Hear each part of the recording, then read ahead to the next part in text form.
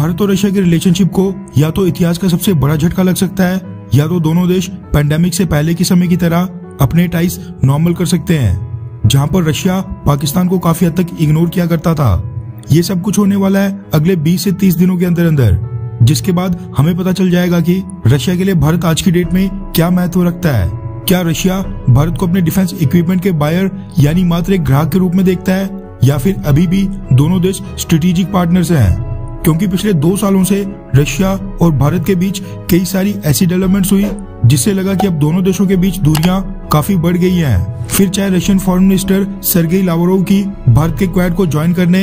या फिर हमारी इंडो पैसिफिक को लेकर बेसलेस स्टेटमेंट हो, भारत के ऊपर आरोप हो, या फिर रशिया का पाकिस्तान को हथियार बेचने का ऐलान करना हो। वैसे जिनको नहीं पता उनको इस चीज की जानकारी दे देता हूँ कि भारत और रशिया के बीच साल 2000 में एक हाईएस्ट लेवल का डायलॉग मैकेनिज्म सेटअप किया गया था, जिसके तहत दोनों देशों के राष्ट्रीय अध्यक्ष यानी भारत की तरफ से हमारे प्रधानमंत्री और रशिया की तरफ से उनके प्रेसिडेंट इस डायलॉग प्रोसेस में हर साल शामिल होते हैं, जिसको इंडिया रशिया एनुअल समिट भी कहा जाता है। भारत और रशिया के बीच इस तरह का समिट साल 2000 से ही चलते आ रहा है। एक साल इस एनुअल समिट को भारत होस्ट करता है तो दूसरे साल रशिया,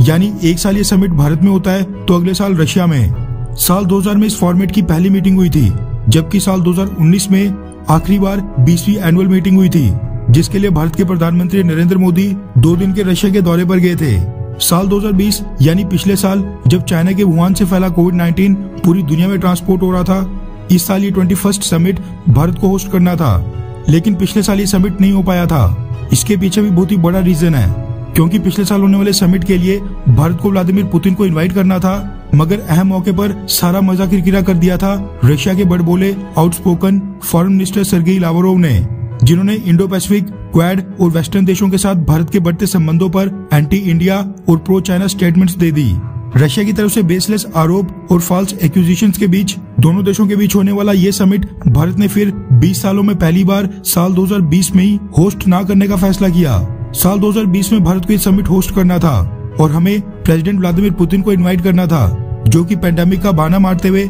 नहीं किया गया, जबकि दुनिया के बाकी लीडर्स की तरह हम ये समिट ऑनलाइन मोड से भी कर सकते थे।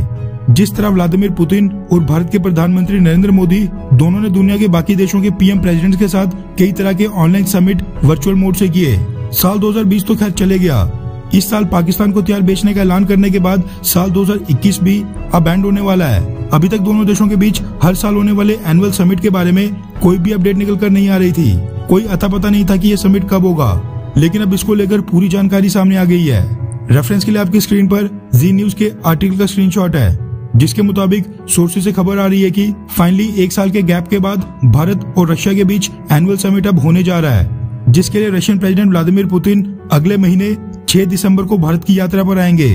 जिस दौरान दोनों देशों के बीच कई सारे डिफेंस कॉन्ट्रैक्ट्स और डील साइन हो सकती हैं।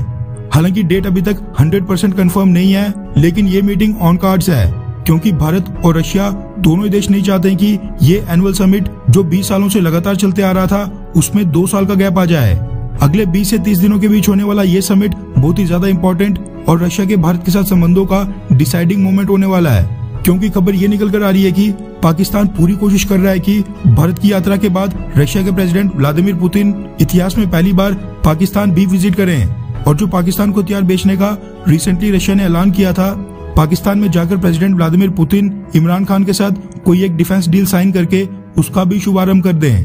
बस इसलिए मैंने स्टार्टिंग में कहा था कि ये मीटिंग डिसाइड करेगी कि भारत और रशिया के संबंध आगे किस दिशा में जाते हैं, जो कि काफी हद तक डिसाइड होगा व्लादिमीर पुतिन के पाकिस्तान जाने या फिर ना जाने से। यहाँ पर हमें एक चीज नोट करनी होगी कि जियोपॉलिटिक्स में सिनेरियो लगातार चेंज होते रहते हैं, डायनामिक्स चेंज होते रहते हैं, इसलिए हर एक चीज की संभावना बनी रहती है। इसलिए हो सकता है कि प्रेसिडेंट व्लादिमीर पुतिन भारत का ख्याल रखते हुए पाकिस्तान के दौरे पर नहीं जाएं। गौर करने वाली बात है कि फिलहाल दोनों देश इस मीटिंग को करवाने के लिए आगे तो आ रहे हैं, लेकिन इसके साथ अब काफी कुछ रशिया की कोविड-19 की सिचुएशन के ऊपर भी डिपेंड करता है, क्योंकि अगर रशिया के कोविड-19 के केसेस ऐसे ही लगातार बढ़ते रहे तो ये विजिट एक बार फिर अनफॉर्चुनेटली कैंसिल या पोस्टपोन करनी पड़ सकती है। वैसे आई होप कि ऐसा ना हो और ये विजिट हो जाए। खैर, आपको क्या लगता है कि क्या व्लादिमीर पुतिन भारत के बाद पाकिस्तान के दौरे पर जा सकते हैं, हाँ या फिर नहीं? नीचे कमेंट करके अपनी राय जरूर बताएं।